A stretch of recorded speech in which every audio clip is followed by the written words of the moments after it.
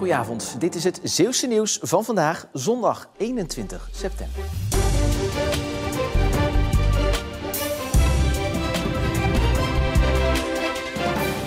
De wijk Bossenburg in Vlissingen is vannacht opgeschrikt door een harde explosie. 7 woningen raakten beschadigd en 1 bewoner moest naar het ziekenhuis nadat hij werd geraakt door rondvliegend glas. De politie houdt rekening met een misdrijf. Rond 2:30 hoorden buurtbewoners een harde knal en werden ze uit hun bed getrild. De buurtbewoners die ik heb gesproken willen niet voor camera reageren omdat ze toch een beetje angstig zijn en rekening houden met een afrekening. Verschillende bronnen bevestigen dat in de straat familie woont van een verdachte van een schietpartij eerder dit jaar bij de Jumbo in Vlissingen. Daarbij kwam een 44-jarige man om het leven. Uiteraard ken ik dit geluid ook, maar er zijn ook nog hele andere onderzoekslijnen die meelopen in dit onderzoek. Dus we kunnen daar absoluut nog geen conclusies aan verbinden. Het belangrijkste is nu dat de politie het onderzoek draait, zo snel mogelijk een beeld probeert te krijgen over wat hier zich heeft afgespeeld. En mochten daar natuurlijk aanwijzingen uitkomen dat we extra maatregelen moeten nemen in de wijk, dan zullen we het niet aarzelen. De burgemeester is vannacht zijn bed uitgekomen om de situatie met eigen ogen te bekijken. Over zijn gevoel is hij duidelijk. Boos is absoluut wel een woord hoor. Ik moet zeggen, het is wel een ongehoorde aanslag. Grote schade, veel glas, woningen beschadigd. En uiteraard ook een buurt die flink geschrokken was. Ja. Er is nog niemand opgepakt. De politie vraagt getuigen zich te melden. Stakingen, storingen en veel treinen die uitvallen, vooral als je naar Breda moet. Volgens verschillende politieke partijen werd de Zeeuwse treinreiziger niet serieus genomen. Precies een jaar geleden overhandigden ze daarom een zwart boek aan ProRail en NS. Met daarin verbeterpunten. We gaan dat doen, gaan dat eigenlijk oppakken.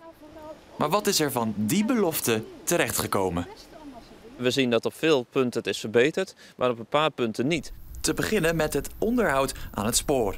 De verzakkingen zijn aangepakt, onnodige wissels weggehaald en er is 90 kilometer aan bovenleiding vernieuwd. Het resultaat? Minder storingen. En daarbij komt dat die gehaaste overstap in Roosendaal vanaf december verleden tijd zal zijn. Er komt een directe verbinding met Zwolle. Nou, we zien dat de NS dat serieus heeft opgepakt, dus daar zijn we ook dankbaar voor. Maar nog geen maand na het zwartboek werd vanuit Den Haag een proef aangekondigd, waardoor er in 2029 4 maanden geen treinen rijden tussen Goes en Vlissingen. Ja, wij vonden ons echt niet serieus genomen, dat zeg ik het nog netjes. En dat hebben we toen ook aangegeven. En dan waren er natuurlijk ook nog die stakingen van een paar maanden terug. Dus het komt te voet en het gaat te trein. Het vertrouwen. Kortom, het gaat goed, maar het kan nog een stuk beter. Dubbelfeest in Waterland-Kerkje tijdens de Open Wijngaarddagen. De wijngaard viert het 25-jarig jubileum en het was een fantastisch wijnjaar voor de boer. Normaal gesproken hebben we 4000 liter. Het is misschien nu toch wel rond de 4500. We zijn ook een maand eerder begonnen met plukken. Met de rode druiven, die zijn er al af. De witte moeten we nog doen. Maar het is echt gigantisch dit jaar. Het contrast met vorig jaar kan niet groter. Toen had hij slechts 300 liter wijn en dat kwam volledig door het weer. Nou, vorig jaar in februari werd het eigenlijk al heel snel warm. Daarna krijg je dan toch nog de allerijsheilige. Als het dan gaat vriezen, eigenlijk staat het dan in bloei, maar de knoppen die bevriezen dan. En als het daarna dan heel hard regent en ook soms nog koud is en weinig zon, heb je eigenlijk een slechte oogst. Wanneer is het nou een goed wijnjaar? Waar ligt dat aan? Als er dus inderdaad heel veel zon is, voldoende water, maar dat het eigenlijk een combinatie is die eigenlijk samenvalt, zorgen eigenlijk voor een goede oogst. De wijnboer plukt de komende weken de laatste druiven. Dit zijn zelfgekweekte sepia's van Deltapark Neeltje Jans. 40 ervan worden vrijgelaten in de Oosterschelde. Ze hebben een belangrijke missie: zorgen voor nakomelingen. Want het gaat slecht met de sepia. Dat komt omdat de sepia, zeker in België en Frankrijk, als een delicatesse gegeten wordt. Er geen vissersquotum op staat en dus heel veel sepia's voordat ze überhaupt hier in de Oosterschelde komen om te paren al opgevist worden. Volgens mij zijn ze helemaal thuis. Ze gingen gelijk op zoek naar een mooi plekje. Een aantal zagen we zelfs al visjes vangen. Dus volgens mij zijn ze helemaal op een plekje. De verwachting is dat de sepia's eerst naar Portugal zwemmen om daar te overwinteren.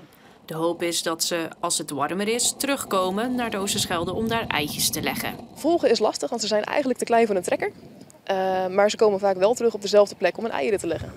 Dus we hopen ze volgend jaar gewoon weer tegen te komen. In de toekomst worden er nog meer jonge sepia's uitgezet. We begonnen vandaag met veel bewolking en er vielen ook een aantal lichte regenbuien in de provincie. We hadden te maken met een noordwestelijke aanvoer, waardoor het ook niet heel warm werd vanmiddag. Het werd zo'n 16 tot 17 graden met een behoorlijk stevige noordwestenwind. Nou, vanavond is het overal droog met brede opklaringen. Komende nacht kan er in de kuststrook weer een enkel buitje vallen. Landinwaarts zijn er ook een paar opklaringen en daalt de temperatuur naar zo'n 10 tot 13 graden bij een naar noordoost draaiende wind. Nou, morgen hebben we te maken met een vrij stevige noordoostelijke wind. Vrij frisse lucht ook morgen opnieuw.